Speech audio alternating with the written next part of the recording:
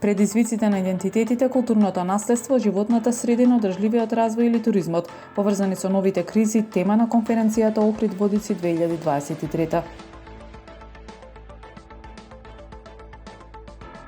Отстраните неколку дефекти на водоводната мрежа минатата недела.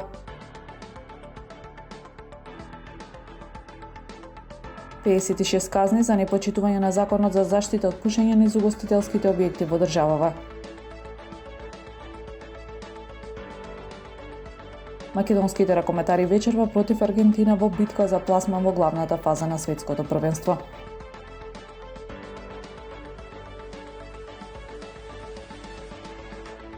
Времето утре променливо облачно со повремени врнежи од дожд и температура до 12 степени. Следевте една минута вести на Охрид Ньюс.